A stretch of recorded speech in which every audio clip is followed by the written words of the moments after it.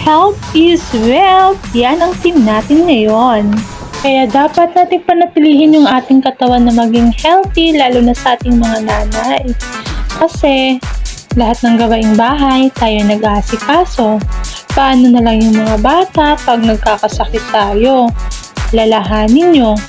Pag nagkakasakit tayo pa rin yung gagalaw dito sa bahay. Tayo pa rin ang mag-aalaga, lalo na't may maliit tayong mga anak. Okay lang sana kung malalaki na, yung tipong pwede na nilang gawin yung mga dapat. Pero sa ating may mga maliliit pa, kailangan talaga i-maintain natin na healthy tayo. Kasi kahit sabihin natin may sakit tayo, kailangan pa rin nating isipin yung alagain natin mga anak. Kaya kahit minsan pinagtatawanan tayo sa mga ginagawa natin tulad ito. Minsan parang nasasabihan ako na babaliw na. Diba? Pero feeling mayroon pa rin ako. Eto, exercise pa rin tayo. Di bali nang sabihin hindi agad-agad tatalab yung pag-exercise natin. At least, ang importante, inumpisahan natin. So, yung mga ginagawa ko, walang walang sinusundan. Hindi na ako nanonood sa TV kasi dagdag bayarin na naman. So, kung ano lang yung naisip kong action dyan, so sige, bira. Ang importante, nag-enjoy ka at na syempre, na na-istorbo mo yung mga natutulog na mantika sa bilbil ko. Ayan. So, ginigising ko na yung mantika ko sa bilbil kasi, ay nako, ang bilbil talaga yung unang lumalaki sa ating mga babae, lalo na pag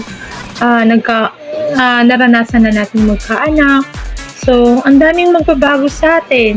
Yung hormones natin. So, pag nagbago na yung hormones natin, so, affected na din yung buong katawan natin, yung buhok, naglalaglagan, naglalagasan. Tapos, yung tiyan natin, yung iba lang talaga yung hindi lumalaki yung tiyan. Pero sa atin, mostly talaga sa mga babae, pag nagkakaanak, so, nagiging bilbilin. Kaya, binabawas-bawasan ko lang konti.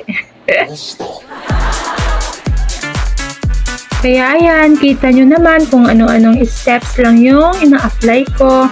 May patalon-talon. May pakaway-kaway. At kung ano-ano na lang. Dahil ako lang naman mag-isa, so ako din yung masusunod. O, diba?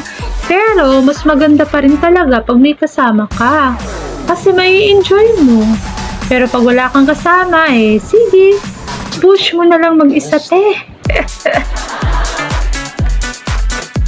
At ang bawat pag-alis ko dyan sa video na yan, so nauuhaw. Sabay kuha ko na rin pala dito sa in-order ko sa Shopee. Tapos, 2 years ko na din itong hindi nagagamit. Nakatulog lang. At eto, para hindi masayang, so gagamitin ko na. Paikot-ikot lang yan. Masakit siya sa bandang balakang, sa tiyan, kasi nag-iikot-ikot din siya Pero okay naman siya, kaso nga nakatambak lang to. I mean, ginagamit ko siya last time, yung pandemic, kasi hindi pwede lumabas. So yan, pana-exercise ako ng pandemic. Kaso, hindi talaga ako pumapayat Mas lalo tuloy tumataba. Kasi pagkatapos ng exercise kain agad. Lalo na nung panahon ng pandemic, ay sus, puro kain na lang talaga. Kasi bawal lumabas. Tapos pag mamamalengke, may schedule. Kahit pa doon, may mga binibigay dun sa barangay. Ang dami-dami namin pagkain nun. Tapos, mga dilata. Tapos may mga manok pa, may mga karne pa yun. Tapos gulay. Tapos basta kung ano-ano na lang pinagbibigay dito sa amin ng pandemic. Then, yung amo pa, yung bossing pa ng partner ko, nagbibigay din ng mga pagkain, tapos mga manok din. Halos manok, kaya paano nga ba ako pumapayat nung pandemic? Maraming pagkain. Syempre magaling tayo magluto, kaya niluluto ko agad para hindi na masyadong masta. Kasi pag ini-stack ko, ay nako, baka mapupuno yung ref nun. Kasi ang dami talagang bigay ng pandemic. Kaya yan, galaw-galaw na ako, babawi na ako ngayon. And I promise myself to exercise na everyday.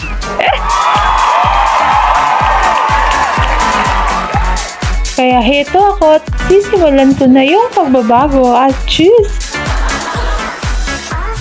Sana nga rin, magtuloy-tuloy to. Pero tingnan nyo naman, nag-umpisa ng sumakit yung buto-buto ko. Feeling ko mapipili ako dito kasi sobrang sakit talaga banda dyan sa siko. Kaya ayan, ano na naman ako, talon-talon.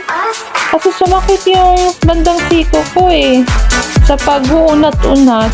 Nag-chuk! Ganun siya.